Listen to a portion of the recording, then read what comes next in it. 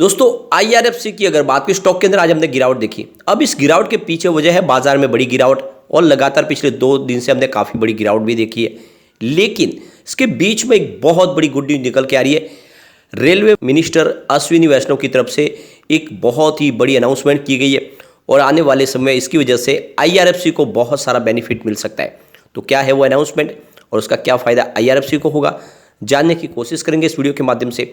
वैसे अगर देखें तो इस बार बजट में बहुत सारा अनाउंसमेंट होने वाला है और आने वाले समय में सरकार रेलवे के इंफ्रास्ट्रक्चर के लिए बहुत सारा इन्वेस्टमेंट करने वाली है। जिस तरह से सरकार ने अपना गोल सेट कर दिया है तो आप ये समझ ही सकते हो कि सरकार आने वाले समय में रेलवे के बजट के ऊपर निवेश तो करेगी ही, लेकिन साथ में रेलवे के नवीनीकरण के ऊपर भी बहुत सारा इन्वेस्टमेंट होने वाला है। लेकिन इसके बीच में अगर आप देखें तो इस समय स्टॉक जो है काफ़ी समय से कंसोलिडेशन के मोड में और अब एक नए ट्रिगर का इंतजार कर रहा है। तो कब मिलेगा इसको ट्रिगर और कब ये तेज़ी से फिर से ऊपर जाएगा या फिर स्टॉक नीचे आ जा सकता है, इन सारी बातों को समझेंगे इस वीडियो के माध्यम से। और क्या इस समय आईआरएफसी में इन्वेस्टमेंट करना चाहिए। सबसे पहले अगर बाजार की बात करें तो आज 60,353 के स्तर पर हमने क्लोजिंग देखी बाजार की, जिसमें हमने 304 पॉइंट की गिरावट देखी। सेंसेक्स में 0.50% की गिरावट यानी लगभग आधा % की। वैसे अगर आप देखें तो कल भी हमने 1000 पॉइंट की गिरावट देखी थी और ऊपर के लेवल से देखें तो करीब 3000 पॉइंट की ऑलरेडी गिरावट हो चुकी है। लेकिन उसके बावजूद भी विश्व के दूसरे बाजारों के मुकाबले हमारे बाजार में अभी भी अच्छी तेजी बनी हुई है। दूसरी जगह तो कम से कम 10 से लेकर 20% की ऑलरेडी डिस्काउंट में मिल रहे सारे शेयर, वहाँ पे गिरावट काफ़ी ज़्यादा हो चुके हैं। लेकिन हमारे बाजार अभी भी अच्छे हैं। लेकिन उसके बावजूद भी एफआई की तरफ से लगातार बिकवारी जारी है। अब आप देख सकते हो 2 जनवरी को उन्होंने साल की शुरुआत में उन्होंने 212 के बीच की बिकवाली कर दी। 3 जनवरी को उन्होंने उनकी बिकवाली 628 करोड़ तक पहुंच गई और कल 4 जनवरी को उन्होंने करीब 2620 करोड़ का बड़ा इन्वेस्टमेंट बेचा अपना। लेकिन आज उनकी बिकवाली थोड़ी सी कम हो गई है, खरीदारी बढ़ी है, ये अच्छी बात है।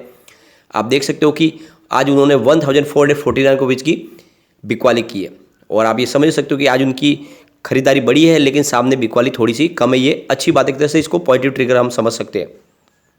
अब यहाँ पे अगर हम Indian railway finance corporation limited की बात करें, स्टॉक की शुरुआत 33.45 पर हुई, यानी पॉजिटिव शुरुआत हुई क्योंकि कल की क्लोजिंग 33.25 की थी।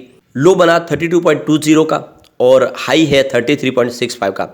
अंत में क्लोजिंग 32.95 पर हुई, जहाँ पे 0.90% की हमें गिरावट देखने को मिली, लगभग 1% की गिरावट है।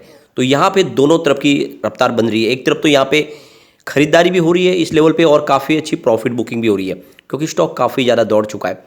यहाँ पे आप देख सकते हो पिछले 6 महीने में स्टॉक ने करीब 65% का अभी भी पॉजिटिव रिटर्न दिया हुआ है। 19 के आसपास स्टॉक था, तो आप देख सकते हो कि 37 तक जाके आए। एक तरह से देखें तो लोगों की रकम दुगनी हुई थी और अब ऊपर के लेवल से 32 के आसपास है और काफ़ी समय से इस लेवल के आसपास दिखाई दे रहा है। स्टॉक काफ़ी अच्छे वॉल्यूम में कामकाज हो रहा है। पिछले एक महीने पहले इसका 10 करोड़ का वॉल्यूम था, 2 करोड़ की डिलीवरी उठाई गई थी। 1 वीक पहले 7 करोड़ का वॉल्यूम होता और 1 करोड़ की डिलीवरी उठाई गई थी। कल इसका 8 करोड़ का वॉल्यूम होता, 2 करोड़ की डिलीवरी उठाई गई थी और आज 5 करोड़ का वॉल्यूम हुआ है। तो सबसे बड़ी बात यह है कि पिछले 2 ट्रेडिंग सेशन हमने गिरावट देखी है, लेकिन उससे पहले 2 ट्रेडिंग सेशन में हमने तेजी भी देखी थी। तो प्रॉफिट बुकिंग हो रही है, फिर आप देखें तो वहाँ से खरीदारी भी निकल के आ रही है। लगभग स्टॉक आपको वहीं दिखाई देगा। यहाँ पे आप देख सकते हो कि 23 दिसंबर को स्टॉक 2785 के आसपास था, यानी 28 के आसपास था। लेकिन इंट्राडे में आप देखें तो 31 तक जा चुका था 23 दिसंबर को। और यहाँ पे अगर देखें तो उसके बाद स्टॉक में हमने लगभग थोड़ा सा मूवमेंट देखा है। पिछले 10 से 12 ट्रेडिंग सेशन में स्टॉक वहीं का वही है, लगभग 30 से लेके 32 के आसपास आपको दिखाई दे रहा है। और इसलिए अगर देखें तो एक तरह इसका कंसोलिडेशन मोड अब पूरा होने को आ रहा है। एक ट्रिगर का इंतजार है और जैसे ही तेजी का माहौल बनेगा स्टॉक ऊपर की तरफ जा सकता है क्योंकि काफ़ी समय से इस लेवल पे है। एक बहुत बड़ी गुड न्यूज निकल के आ रही है। हमारे रेल मिनिस्टर अश्विनी वैष्णव की तरफ से बयान दिया गया कि आने वाले दिसंबर 2023 तक, यानी 1 साल के अंदर, जितने भी हमारे हेरिटेज रूट है उन रूट के ऊपर अब हाइड्रोजन ट्रेन चलेगी। यानी आप समझ सकते हो एक नई फ्यूल के माध्यम से जो बिल्कुल क्लीन होगा। इससे पहले अगर आप देखें तो चाइना और जर्मनी में ऑलरेडी हाइड्रोजन बेस्ड ट्रेन चल रही है और इंडिया में भी अब आने वाले समय में हाइड्रोजन से ट्रेन चलेगी।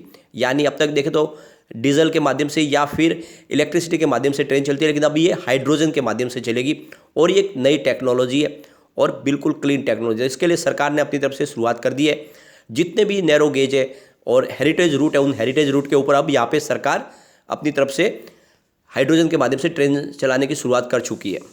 तो सरकार हाइड्रोजन फ्यूल बेस्ड ट्रेन बनाने की शुरुआत कर चुकी है नॉर्थर्न रेलवे वर्कशॉप में और इसकी टेस्टिंग की जाएगी सोनीपत जिन सेक्शन के ऊपर हरियाणा में और उसके बाद धीरे धीरे अलग अलग जो हमारे जितने हेरिटेज रूट है नैरो गेज के, उनके ऊपर ये सारी की सारी ट्रेनें शुरू होगी, जिसको नाम दिया गया है वंदे मेट्रो।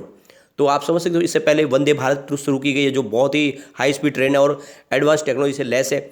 अब यहाँ पे वंदे मेट्रो आने वाली है। तो यहाँ पे देख सकते हो इसके लिए जो रूट बताए गए हैं, जिसमें Darjeeling Himalayan railway route, Nilgiri mountain railway, इसके अलावा कालका शिमला रेलवे, माथेरान हिल रेलवे, इसके अलावा कांगड़ा वैली, बिलीमोरा वागई, इसके अलावा मारवाड़ देवगढ़, इस तरह से जितने इंडिया के जितने भी हेरिटेज रूट है उन सब के ऊपर ये वंदे मेट्रो चलेगी और हाइड्रोजन फ्यूल के माध्यम से।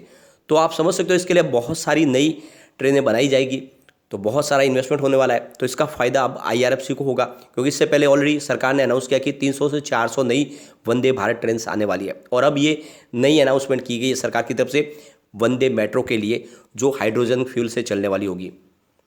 दिसंबर 2023 से ये शुरू हो जाएगी। तो यहाँ पे देख सकते हैं रूट पे ऑलरेडी पहले से ट्रेन चल रही है, 1950 और 1960 से भी ट्रेन चल रही है इन हेरिटेज रूट पे।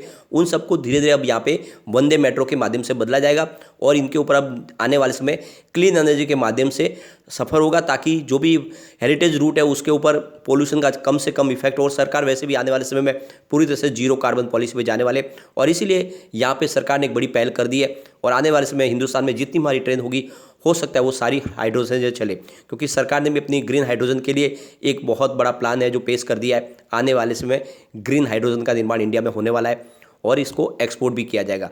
तो कुल मिला के देख सकते हो कि बहुत ही बड़ी गुड न्यूज़ है यहाँ पे IRFC के लिए, क्योंकि रेलवे को सारा इन्वेस्टमेंट तो IRFC ही प्रोवाइड करेगी।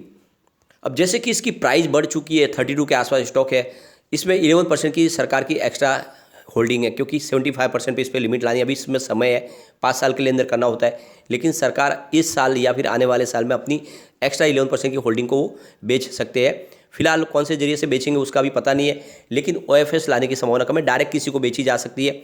लेकिन सबसे बड़ी बात यह है कि प्राइस अब बढ़ चुकी है, तो अब इसमें इतना टेंशन वाली बात नहीं है। जिस तरह से पहले लोगों को डर लग रहा था कि OFS आएगा, इसकी प्राइस कम हो जाएगी, वैसी संभावना नहीं है। तो अभी सरकार ने इसके लिए काफ़ी समय अभी लगाया, और जैसे भी वो चाहते हैं कि इसकी प्राइस और बढ़े, क्योंकि अभी भी ये अंडर वैल्यू स्टॉक दिखाई दे रहा है। आपको पता होगा इसकी जो बुक वैल्यू वही 33 की है और फिलहाल उसी के आसपास है, तो इसमें और प्राइस बढ़ेगी। खत्म हुए फाइनेंशियल ईयर के लिए अगर देखें तो करीब 1.37 लाख करोड़ का बजट आवंटन किया था, और इसका 93% ऑलरेडी इस्तेमाल कर लिया गया है अक्टूबर तक की, और अभी 3 महीने इसमें बाकी है, तो लगभग 100% हो जाएगा। इसी वजह से सरकार इस बार बजट बढ़ाने जा रही है रेलवे का, क्योंकि सरकार ने अपनी तरफ से ठान लिया कि जितने भी स्टेशन है, बड़े स्टेशन, उन सबका सौंदर्यीकरण करना है, उनको एक नई लेटेस्ट टेक्नोलॉजी से उनको लैस करना है, उनका मॉडर्नाइजेशन करना है। इसके अलावा देखें तो ट्रैक को भी बदलना है, जितने पुराने ट्रैक हैं उनकी जगह पे नए ट्रैक लगाने हैं, क्योंकि अब वंदे भारत के लिए नए ट्रैक की जरूरत पड़ेगी उसकी स्पीड को मेंटेन करने के लिए। तो आने वाले समय में बहुत सारा इन्वेस्टमेंट होने वाला है। तो आप ये समझ ही सकते हो कि IRFC के लिए एक तरह से गोल्डन पीरियड शुरू होने वाला है। सबसे बड़ी बात यह है IRFC की रेटिंग भी हमें काफ़ी बढ़ती हुई दिखाई दे रही है। आप देख सकते हो इसकी मास्टर रेटिंग फिलहाल 5 स्टार में से 3 स्टार की रेटिंग है, जो काफ़ी अच्छी कही जाएगी। EPS स्ट्रेंथ तो इसकी 5 स्टार में से 4 स्टार की रेटिंग है, जो काफ़ी शानदार है। इसकी बायर डिमांड भी 5 स्टार में से 4 स्टार की रेटिंग निकल के आ रही है। इसकी प्राइस स्ट्रेंथ 5 स्टार में से 4 स्टार की रेटिंग है, और इसके ग्रुप रैंक के मामले में 5 स्टार में से 3 स्टार की रेटिंग आ रही है। तो आप देख सकते हो इसकी रेटिंग बहुत अच्छी है। ऊपर से लोगों का रुझान स्टॉक की तरफ बना हुआ है। 71% बाई की कॉल है, 20% सेल की कॉल है, 9% होल्ड की कॉल है। तो ये तो आप समझ ही सकते हो कि 100 में से 80% लोग इसको अभी भी लेना पसंद कर रहे हैं। तो बिल्कुल यहाँ पे इन्वेस्टमेंट किया जा सकता है। वाकई में ये स्टॉक आने वाले समय कमाल करेगा, और बजट के बाद यहाँ पे और तेजी आ सकती है। लेकिन फ्रेंड, कोई भी इन्वेस्टमेंट करने से पहले अपने फाइनेंशियल एडवाइजर के बारे में ले ले, या अपना खुद का रिसर्च करें, क्योंकि मैंने वीडियो आपके एजुकेशनल पर्पज़ के लिए ही बनाया। वीडियो पसंद आए तो लाइक से जरूर कीजिए और चैनल को सब्सक्राइब कर दीजिए। Thank you friend.